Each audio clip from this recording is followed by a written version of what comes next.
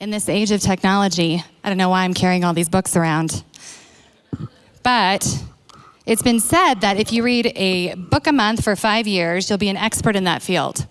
So that's my goal, right? Be an expert in this field of two things. Two of the greatest gifts that God gave us. Number one, Jesus the Christ. And secondly, self-determination. I believe those are the two greatest gifts that God has given to us. And I love seeing self-determination exercised in this room tonight. Thank you for having freedom here. My name is Sherronna Bishop, also known as America's Mom. And I want to share with you just a little bit before we start. I just want to have you be keeping this in your mind. I was driving down or up, over and around to get here today. And I was reminded of one of my absolute favorite songs that was inspired by Pikes Peak. And I was thinking about this actually because it is absolutely one of my favorite songs. And that's America the Beautiful. You all know that song? So be thinking about that. We're going to come back to that in a little bit. But there's so much inspiration here in Colorado Springs anyway. You are the base of freedom. I've always thought of Colorado Springs as patriotic, free, freedom-loving. So it's really an honor to be here tonight. I can't even tell you. It's been my heart's desire to speak to believers, to speak to Christians about our obligation to be involved in policy. Nobody likes politics. Politics is a little bit of what we saw last night that some people didn't like. It's the nastiness and the games and all that kind of stuff. But I promise you, policy will find you. And policy will ruin your life the way that it's ruining a lot of people's lives in Colorado. Policy is showing up in the form of the acceptance of socialism as a real viable option in the United States of America. And the reason that America's Mom was founded was because we will never, as long as I have anything to say about it and every other American mother have anything to say about it, we will never allow America to be a socialist nation, ever, ever. So I want to just read a passage to you before we begin, and that is out of Psalm 62, if you have that. Throughout this journey, I'm going to share just a little bit because my desire is to empower all of you. I don't want anyone to feel that I'm particularly qualified. I hope you leave here going, oh my word, if she can do this, I can do even more. And I mean that in the way that I meant it, which is I am a mother of 4. I am not qualified to be doing what I'm doing, but God has said otherwise. Psalm 62 says, I just love this psalm so much. You might remember this psalm was written when Absalom was away from David, and David is missing his son, but also really upset that Absalom's trying to kill him. And he says, truly my soul waits upon God. From him cometh my salvation. He only is my rock and my salvation. He is my defense. I shall not be greatly moved. These next 2 verses are really where we're going to be today. How long will you imagine mischief against a man? You will be slain, all of you. As a bowing wall shall ye be, as a tottering fence. They only consult to cast him down from his excellency. They delight in lies. They bless with their mouth, but they curse inwardly. My soul waits only upon God, for my expectation is from him. 4 years ago, actually, it's 5 years ago now. This journey started because we were putting our kids in public education for the first time. I had a 6th grader who was getting tired of a charter school where he had to wear a uniform all the time, and he was begging to go to public school. And my husband and I said, well, how bad can it be? And it was a small community. I'm like, okay, let's go. We had formed something called CMP, which was, what was it? I can't remember what the C stood for. Mentor program. I'll think of it in a minute. And basically what we were doing was we were allowing the public to get into the schools so they could see what was going on. So I kind of felt like, okay, he can go to school and I'll be going in to check on him. The first thing that happened was the school told me I wasn't allowed to come in, that there were privacy issues. That proved to be false. They just didn't want me to be there. Because when I got there, they were doing, he was a 6th grader, he was doing around 4th grade work. That was my first big red flag.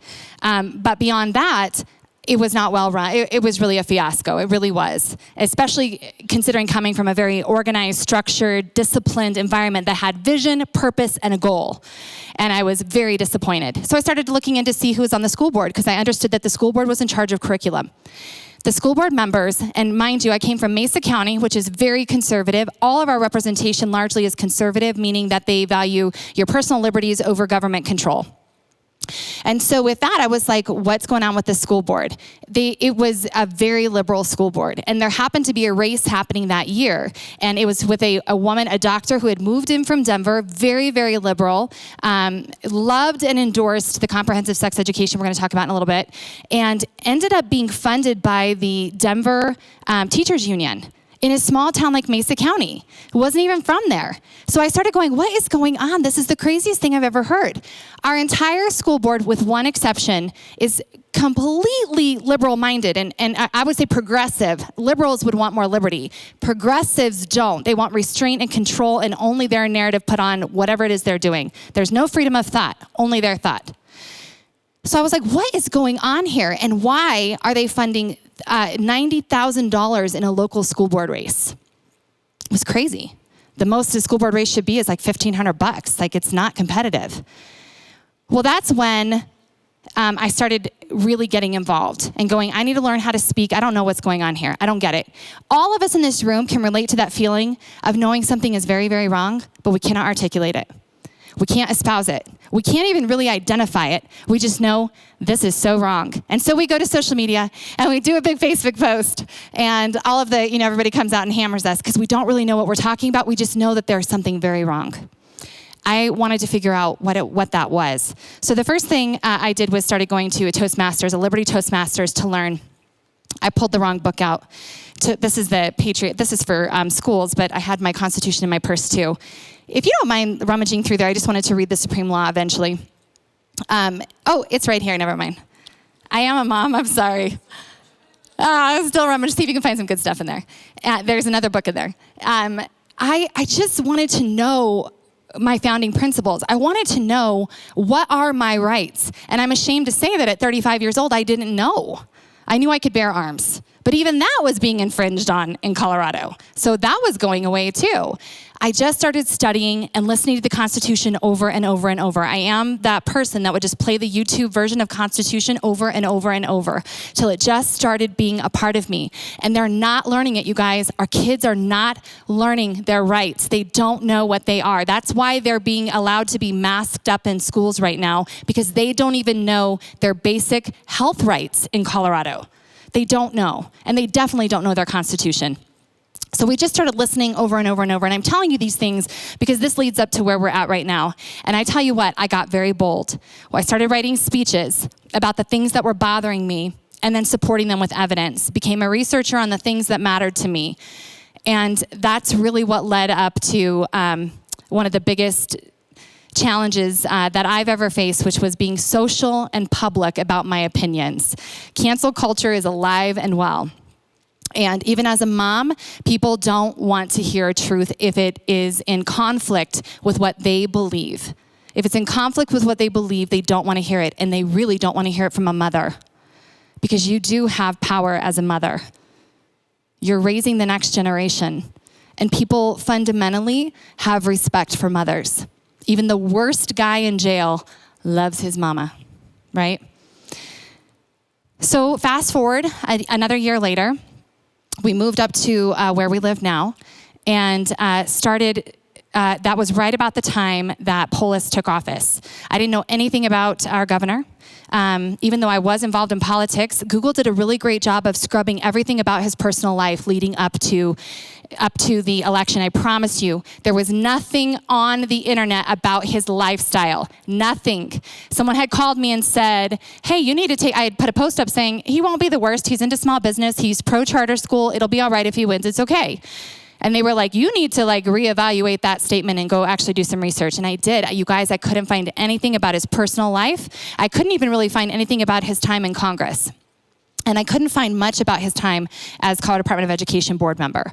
It was really odd. But I did find a picture of him and Hillary Clinton together. And I saved that because you can no longer find it anywhere. They're very good friends.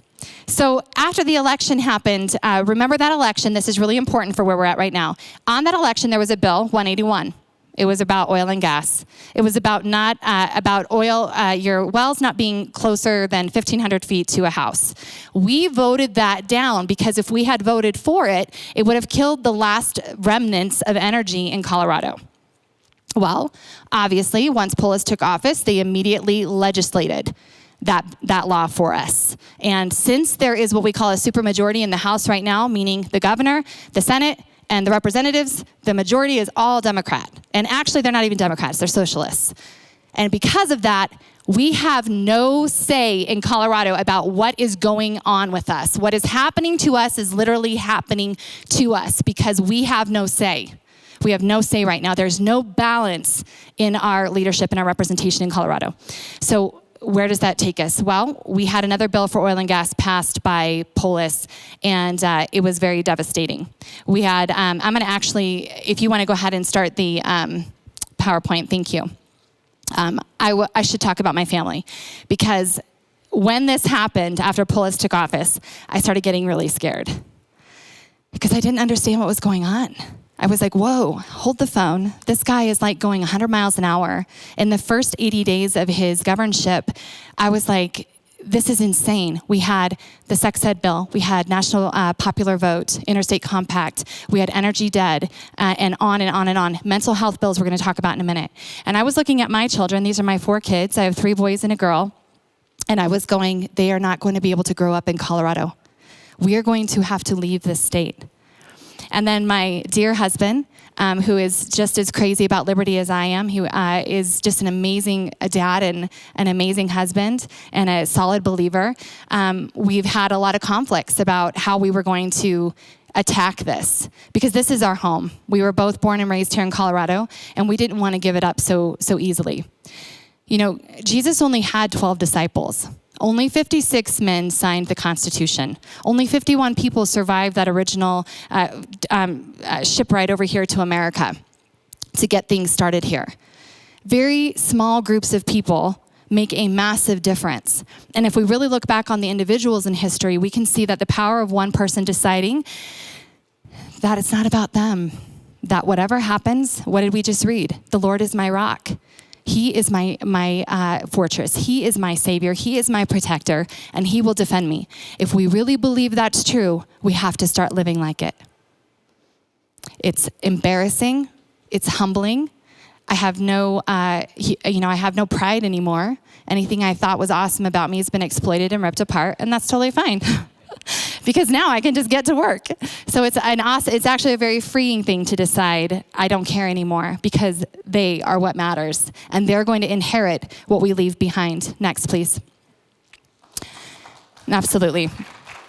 You start to realize as you're walking through government and what's happening that Thomas Paine was exactly right. I know Thomas Paine got crazy later. I know. But I love this quote. Society in every state is a blessing, but government, even at its best, is but a necessary evil. Always remember that. Government is meant to be put in check by the people. We were never supposed to just elect them and walk away. We should not be looking for reasons to defend them. We should be calling out their record and making sure that everyone knows their record. That's what matters. I don't care what kind of person they are, quite frankly. Their policies are what matter. And speaking of such, as we look at the president that we've had for the last 3.5 years, his policies have bettered the lives of every single category of American and even non-Americans in America. So policy is what matters. Next, please. After this venture into making the decision that I was going to do something, I just didn't know what. I was going to start holding elected officials accountable. I got my hands on a book, and I brought this book because I really want you guys to see it. It's devastating. It's absolutely devastating. When Thomas Paine says that government is but a necessary evil, he knew 2 things already. He knew that government is easily compromised. You know, God has told us what the heart of man is. It's abundantly wicked. Who can know it? Who can know it? Even the best of us falls. And the book that I got my hands on was a book called The Franklin Scandal. I want you to write that down. I'm not going to talk too much about it. But it tells the story of what happens to our elected officials. It tells the story of why a rebel-rousing real estate mogul had to step in to save America, a non-politician. It's all court documented. It's all completely documented. And it tells the story of what we would call compromised. elected officials who become compromised and can no longer fulfill the promises that they've made to you. And that's why we, the people, are required to hold them in check. I really encourage you to get this book and read it. And know it's a very hard, devastating read. But it was the ignition. It wasn't my kids were the ignition. It was the gasoline. It was the gasoline that lit me up and said, I will not comply anymore. I will not be quiet anymore.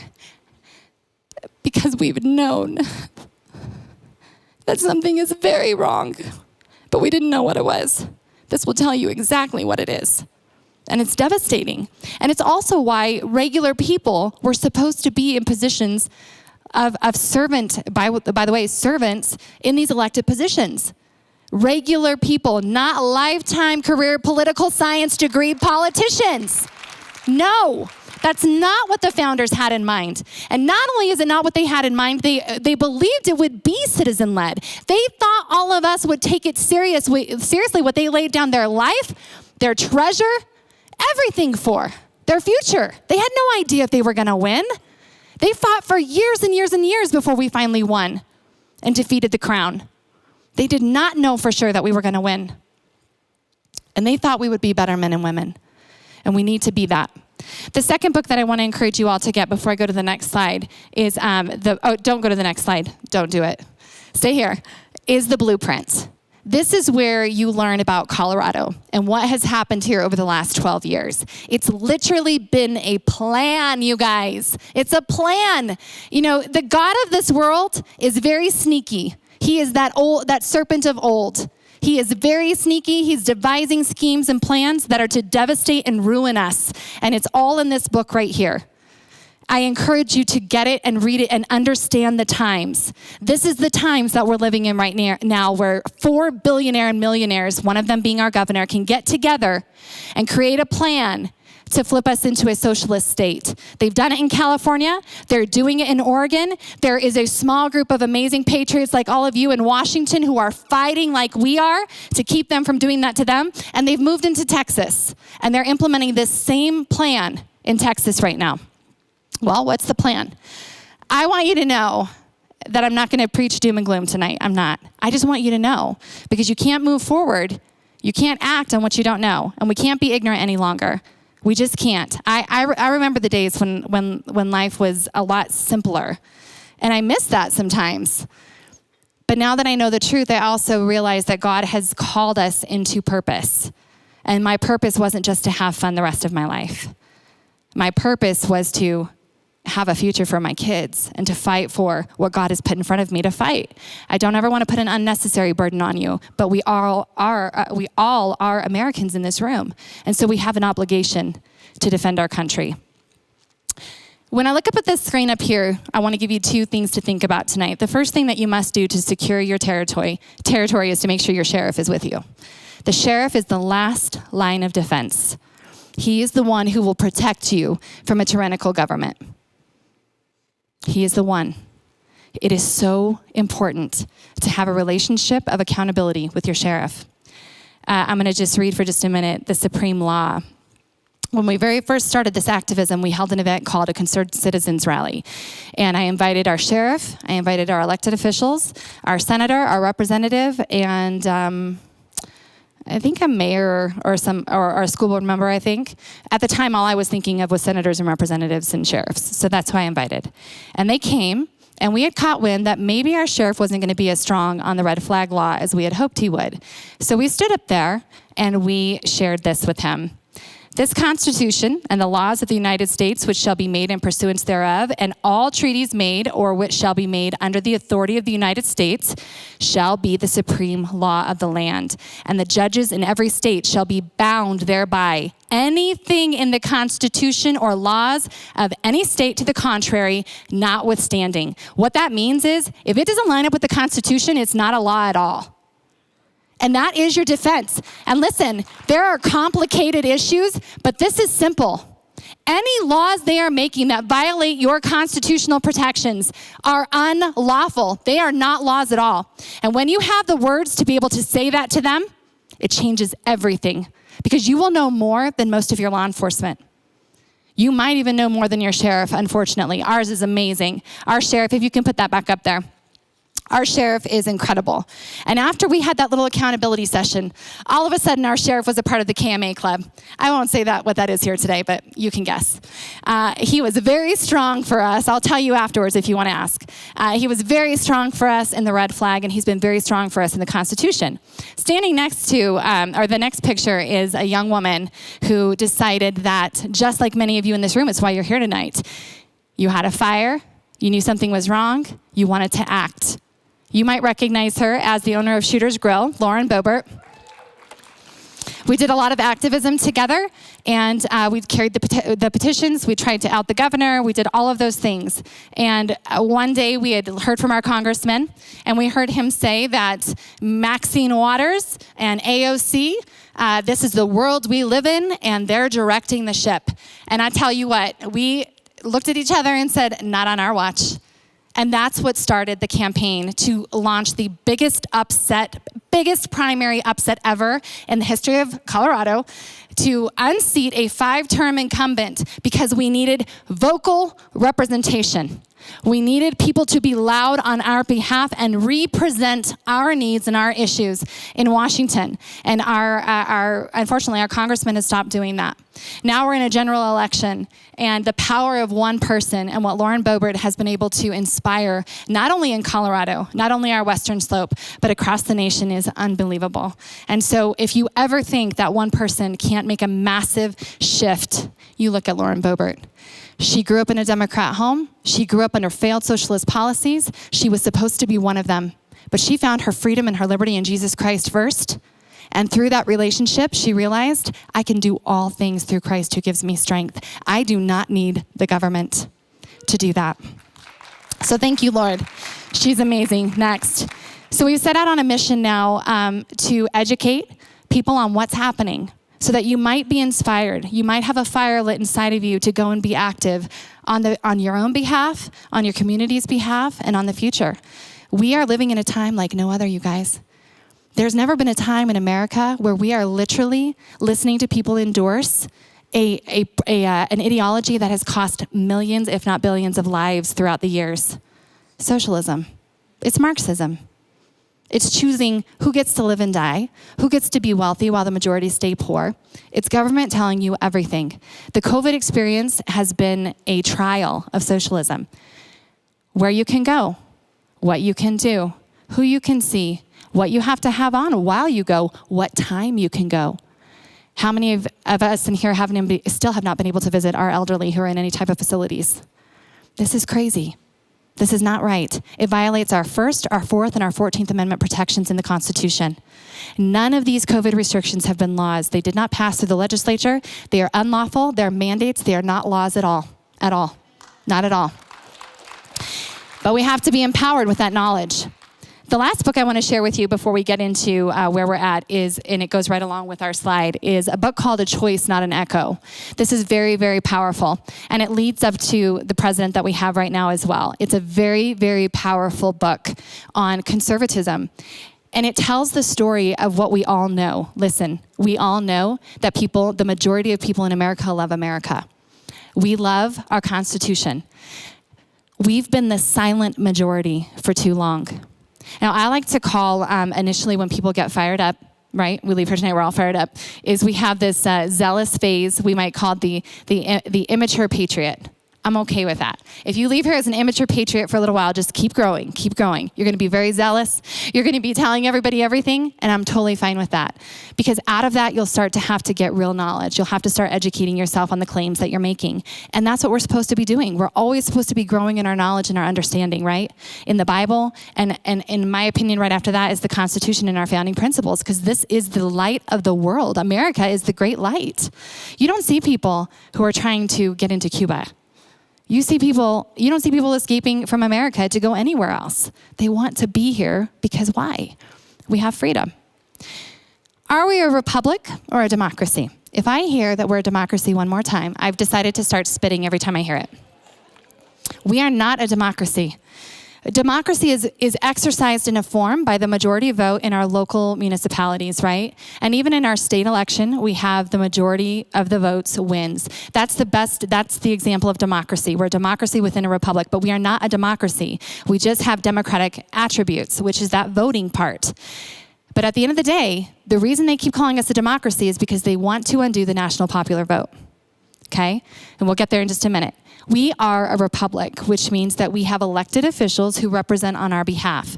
Now, one of the great things about Colorado, especially, is that we have it written into our state constitution, is that once we no longer give permission, we can remove them. We remove our consent to be governed. And we can do that in Colorado. We can unseat any elected official that we've put in there when we no longer give them permission to govern us. We are not their slaves. We are not their slaves. In fact, they work for us. From the school board, to the mayor, to the city council, to the representatives. They're not stars. They're not superstars. They are servants, and they work for you. And you have to remind them of that. We got very aggressive when we first started trying to shift our county around in reminding them that they work for we the people. We are not their slaves, and they are not superstars and the popular ones in our town. They work for us, and that's that. And they take that oath to uphold your constitutional protections from the very beginning. If they're advising rules or laws or mandates that are not constitutional, remove them. At the very least, make it very, very public and start writing your editorial hit pieces.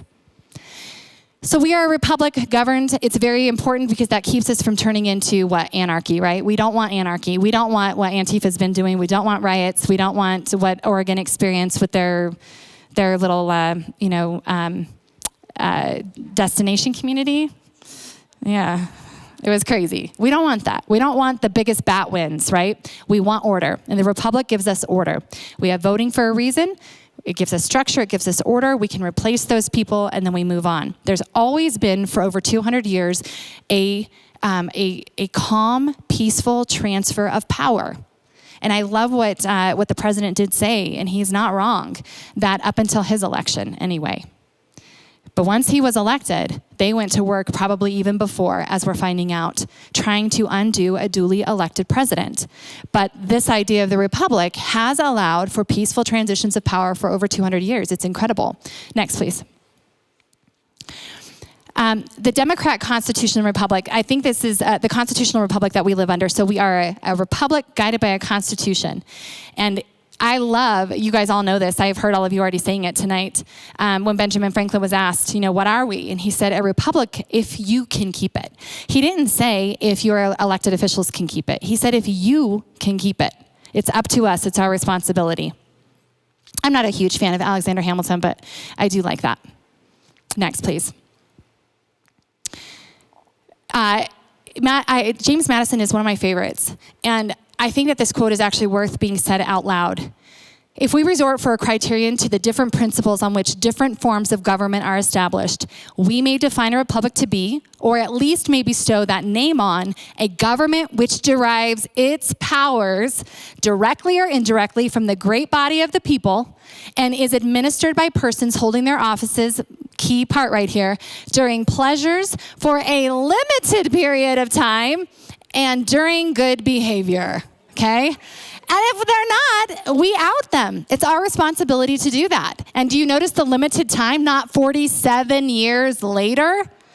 There's a reason things are the way they are. Politicians were not supposed to be lifetime appointment. Congress is not a lifetime appointment. Next. Go ahead and skip, please.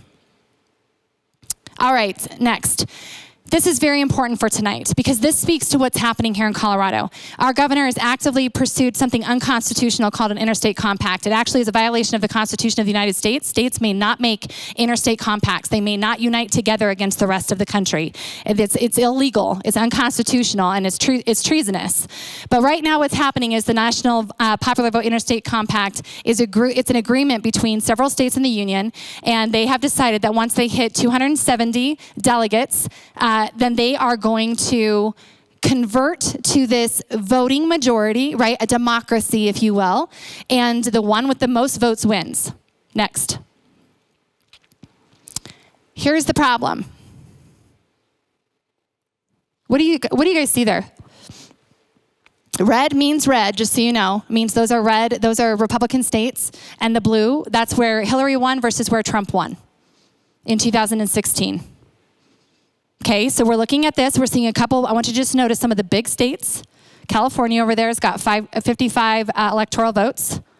I said delegates, I meant electoral votes, sorry. And then you've got all of the Midwest, which is very, very conservative for a good reason. We know how to get on our own. We don't need government. And then you've got Colorado that was flipped blue. And then you've got the states on the end over there in the east. They are high population capacity. They have millions of people in those tiny little areas and no public lands, no open spaces. Next. I love this quote. Our founders were not stupid. They were looking at every potential possibility of what America could become. And they were concerned. Even back then, if you haven't read the Federalist Papers, they almost instantly start regretting what they've done, giving us freedom. We give the people freedom. What are they going to do with it? They don't know what they have. They don't know what it was like to live under tyranny.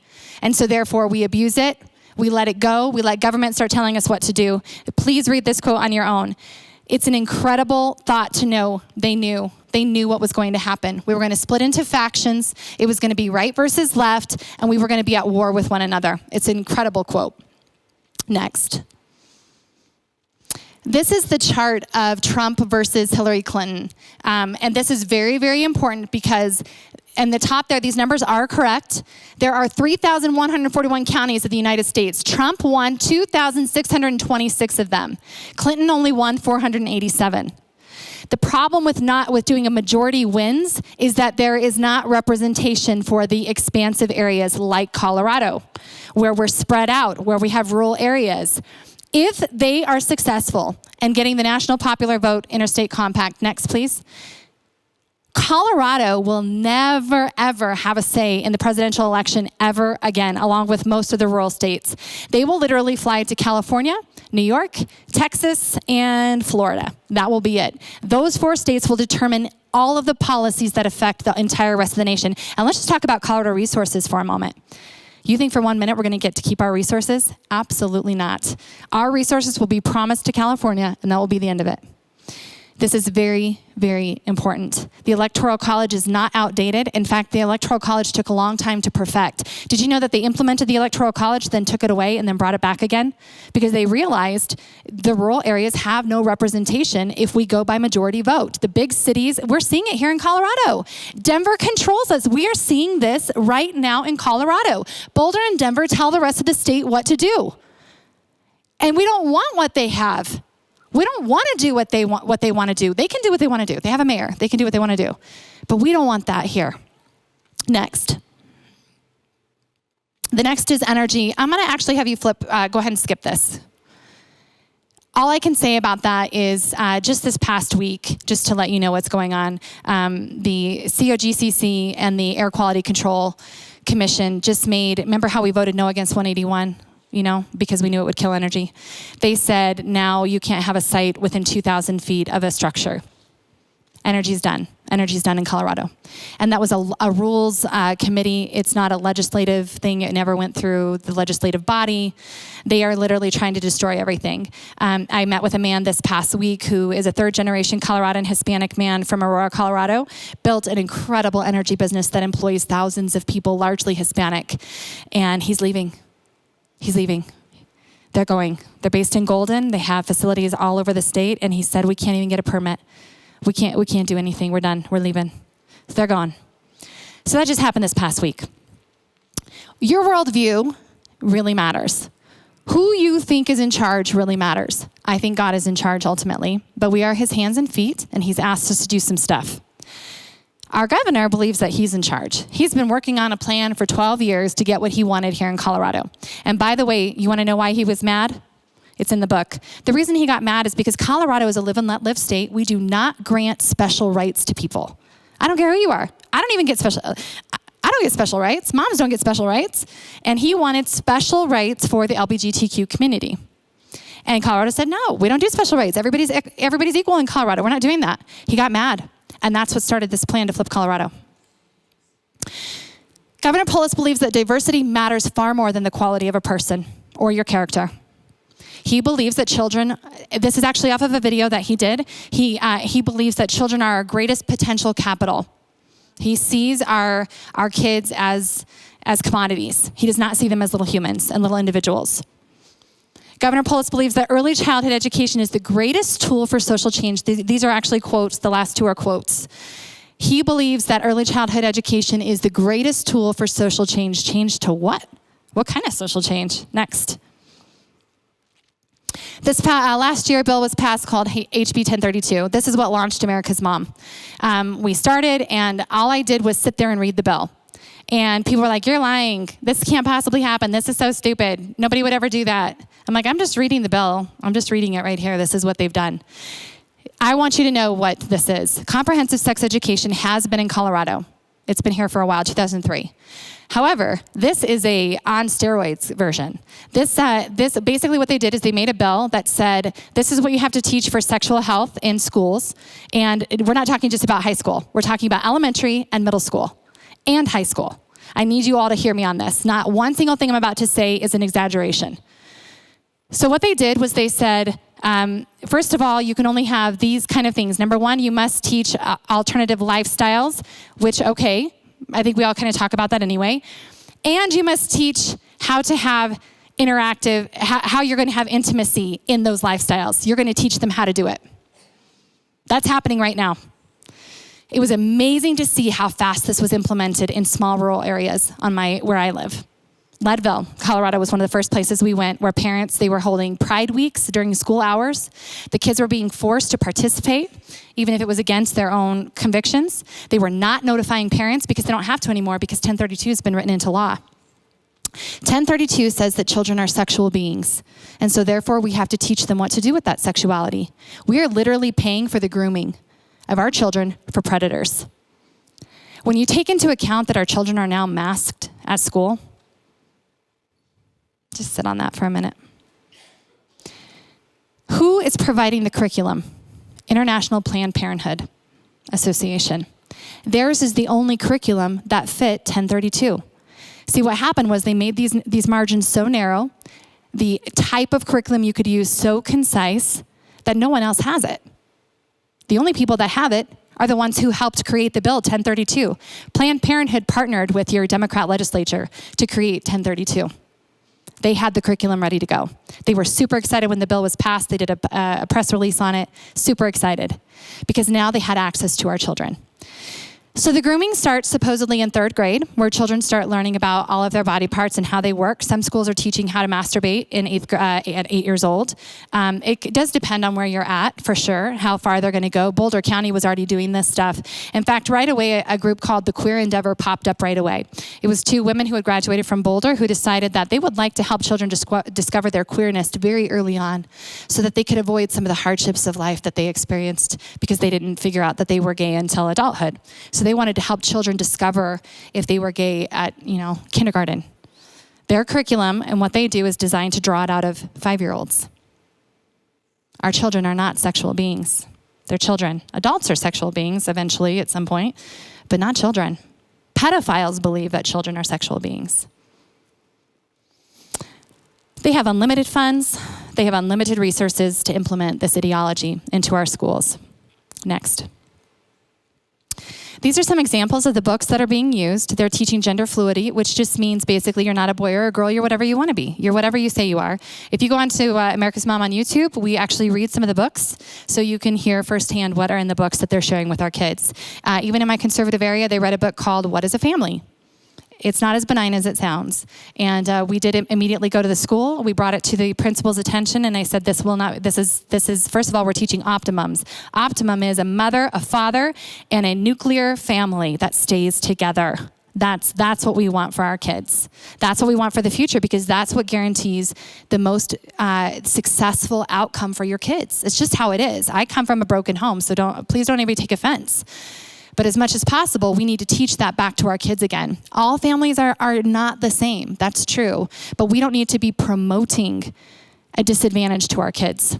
And it was a disadvantage to me, by the way, to grow up in a broken home. We get through it, though. We have the Lord. It's good. He works it out. But that's not optimum.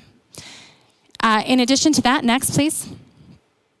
In addition to that is just some other examples. This is the color wheel. You may have seen last year the gender-neutral gingerbread man.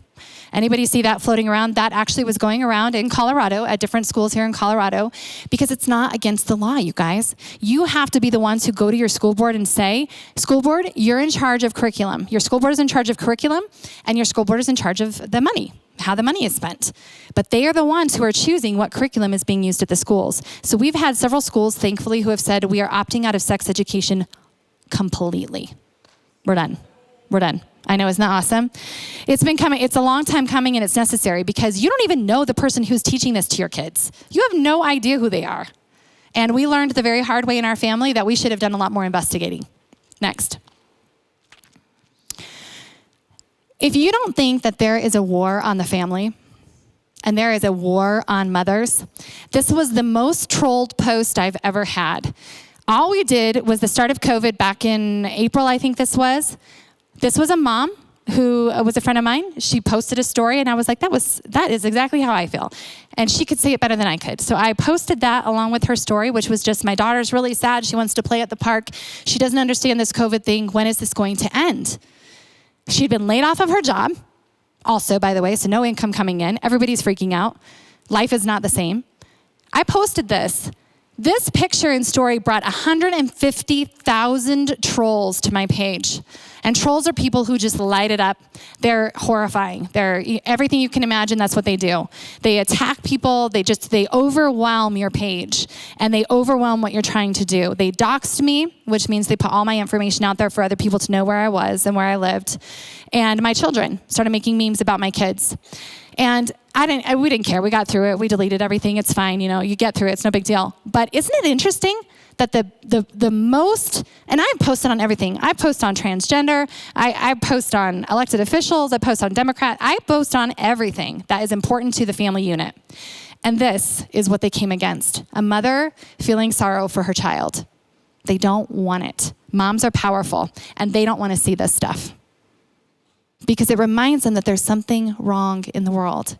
They can't articulate it, so they fight back with their nastiness. It's horrifying what they do. Next, please. This one is very, very significant and very important. It's funny because news is happening every day, so it's kind of exciting to be here with you guys talking about this. Yesterday, Governor Polis came out with his insistence that kids get back in school right away. Last year, a bill was passed, 1120. It's a youth mental health bill. And basically what this bill says is that children over the age of 12 years old do not have to have parental consent for mental health evaluations, for mental health counseling, or to see a psychiatrist. Here's what's fascinating. There's no, and I asked and asked and asked. I called legislators. I asked the people who were on the bill, please explain to me, does the psychiatrist have the right to prescribe under this bill? Psychiatrists have prescriptive authority. If they don't, people in their office do. Are they able to utilize? They were never willing to give me a straight answer, and the bill leaves it very open. So over the age of 12 years old in the state of Colorado, your child can receive mental health services, by the way, without your knowledge, ever. And if they have prescriptive authority, hopefully you're seeing the big picture. There is a work here in Colorado to promote as much alternative lifestyle, transgenderism as possible in this state. Because what started all this? They were mad that we would not be inclusive, or give extra rights. It wasn't about inclusivity. It was about extra rights. So you see the writing on the wall, and you're trying to alert the public as to what's going on, and they just won't listen.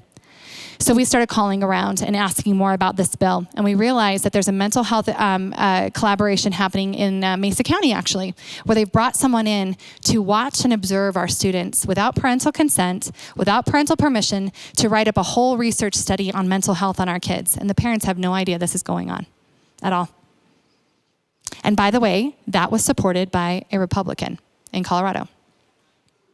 Next. We've also decided that we cannot have conversion therapy. Conversion therapy is not electric waterboarding. Can we just get that straight right away? Conversion therapy means, hey, buddy, you're only 12 years old. Don't worry about it right now. You're going to be okay. You're going through hormones. If you feel like you're a girl, let's hang out for a little while. Let's get through a few years. When you're 18, we'll revisit this. That would be considered conversion therapy. Talking about whether or not they'd had any experiences of abuse that might have led them to where they're at. that would be considered conversion therapy. It's been banned in the state of Colorado. Last year. Next. What do we do? Parents, grandparents, aunts, uncles. The problem is that one day these people are going to be taking care of you. These kids that were growing up are going to be taking care of us. They're going to be making the laws. They're going to be running the states, the cities, the counties, the country. They're going to be running everything. And they're not going to have a foundation to stand on. They're not going to have that heritage that we've all had. A lot of us have had. I want to just advise, if you have your phone, snap a quick picture, because what's happening is that even in the most conservative areas like Colorado Springs, I'm very aware of your politics here in Colorado Springs and what's happening, and they're dismantling you guys as well, one area at a time. Thankfully, you have a really awesome school system here of choice. But having said that, your school board is the one who's making all the decisions. They have way more power and authority than they're supposed to have. And then from there, your superintendent is enforcing it. They need to be held accountable. There's a lot of battles that we're fighting that we're not winning. I'm just going to tell you that right now. We've had a few cool wins, but most of the things we're doing is we are preparing for when our victory comes. And we're getting used to what it feels like to lose so that it doesn't faze us anymore. So I want you to know that when you're in the ring, you are going to get knocked out a lot. Get used to it. Start to embrace it. Start to feel really good when it happens. It is winning. It's just that you got to get to the next fight. We know that ultimately our victory is in God's hands. We know that. But right now, while we are here, we have to defend the most precious among us. And at the very least, that is our kids. They are the least among us. They are the most vulnerable and the most incapable of speaking up for themselves. And we have to be their voice for real. The progressive socialists have said that they want to be the voice. They want to give them options. They want to give them mental health care. They want to give them prescriptions. They want to help them change genders. They want to do whatever makes them happy. We haven't even talked about the age of consent that changed last year also. Horrifying. You think everything California has, we already have it, you guys. I saw everybody all fired up about the age of consent change. We already have that. Already got it. Already did that in Colorado. But we're also in a total and complete media blackout in Colorado. Just yesterday, not only did Polis talk about the need to get kids back in school and then belittled homeschooling families and homeschooling parents, suggested that they needed psychiatric care. We saw that our own Secretary of State was able to shut down a CBS News story on voter fraud here in Colorado. Yeah. It's happening all around us, and we are in a media blackout in Colorado, which is why it's more important than ever that every one of you in here are being vocal. You have to be the ones who are telling the story of what's happening here in Colorado and what's happening in your area. When you see injustice, you have to speak up. You have to be the one. We all watched in total horror last week as a mother was handcuffed and tased for not wearing a mask at her son's football game in the open air, sitting more than 6 feet apart from everybody else except her family. No men stood up. As a mother, as a woman, I've been spit on. I've been yelled horrible things at because I refused to wear a mask by men. By men. And no man came to my rescue. My husband went up, but he wasn't with me. We need you guys to stand up for us. I know that modern culture has done a great job of shutting you down and saying that your toxic masculinity is not wanted here. I'm here to say we want it. We want your toxic masculinity. We want your voice in the voter box. We want you present with our kids. We want you coming to our school board meetings and standing up for our kids, because here's what happens when a man walks in the room. This is not sexist or anything. A man is 2-to-1 to a woman. When a man speaks up, his effort is double that of a woman. It's true. I live in the world of reality, and I'm a powerful woman. My husband has lifted me up, and he has put me on a pedestal, and he has poured good things into me. But I know when he speaks, everybody listens to him. And it's cost him. So what? God will take care of us. Do we believe that or not?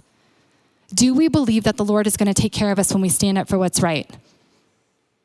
And everybody's standing will look a little bit different, for sure. You may not be doing a social media platform But what God gives you, you have to exercise. Because we saw with Queen Esther, Mordecai said, relief will come. It will come. Even if it's not from you.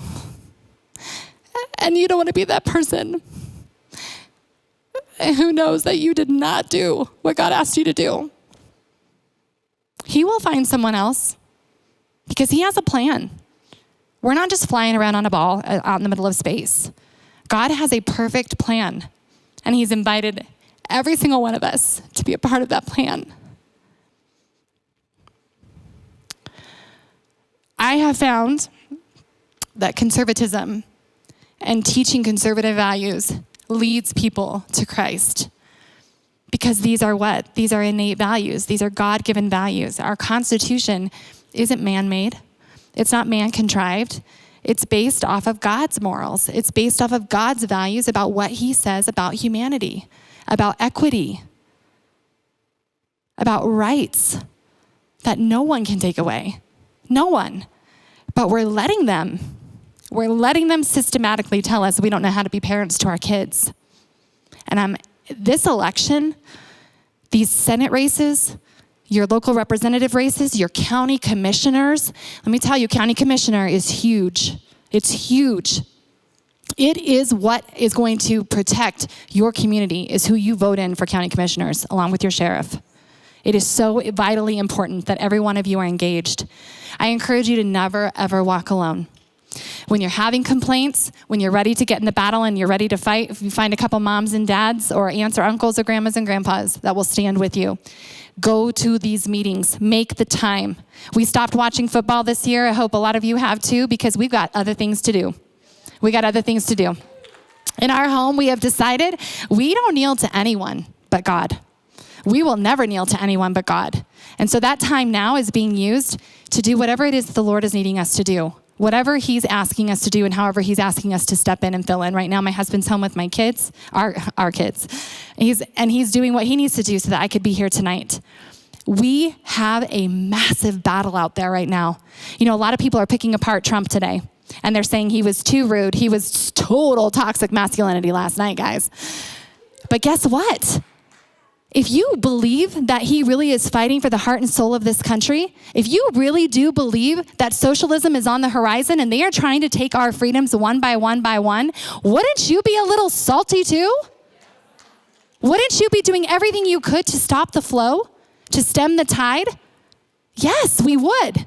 And you know what? It took someone like him to step in, because we're also full of niceties. And I can tell you from doing this, is that niceties don't win. We've had commissioners say, you know, Sherronna, can't you just tone it down, just be a little quieter? Quiet's not winning.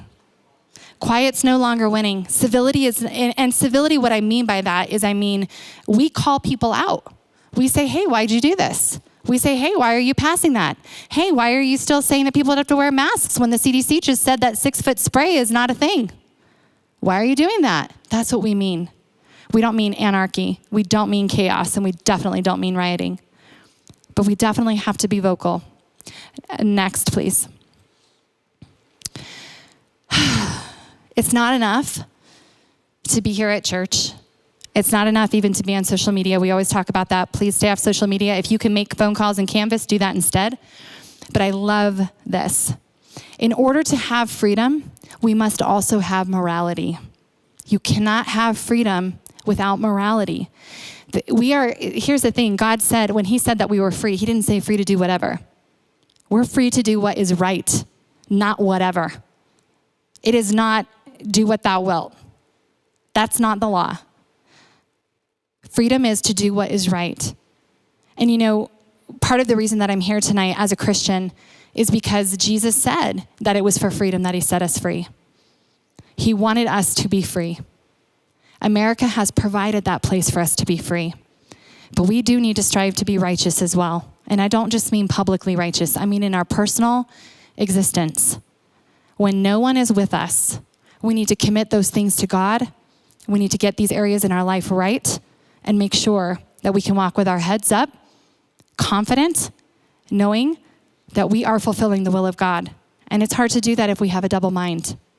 So I just want to encourage you. It's not a judgment, but it is an encouragement to make sure that you get those things right in your life that might be inhibiting you from doing and being what God has called you to do and to be. I know that I went through that process personally, and it's hard. It's horrible. But at the end of it is freedom. You can stand up, you can hold your head high, and you can say whatever it is that God has asked you to say. And you can do whatever it is that God has asked you to do. I don't want to keep you guys too much longer, but I want to just, you're going to stay? Can we just keep going? I want to remind you, I love, love, love this song. I really do. And I want to take a minute. In the age of technology, guys, sorry.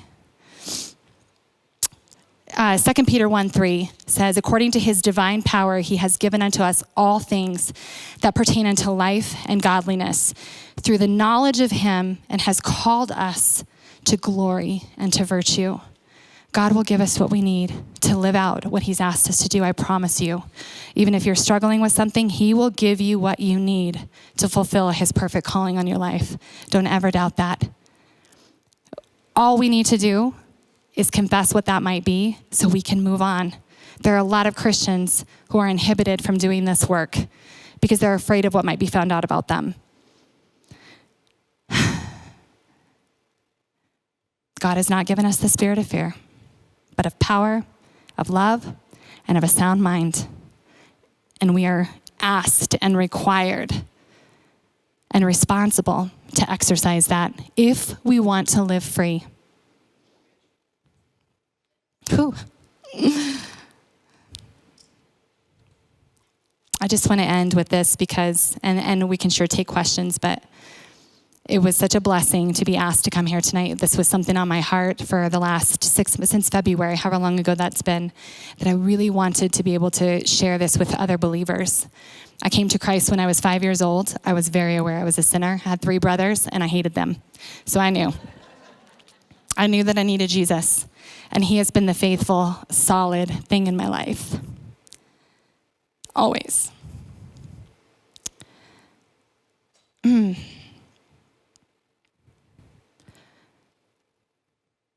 Oh, beautiful for spacious skies, for amber waves of grain, for purple mountains, majesty above the fruited plain. America, America,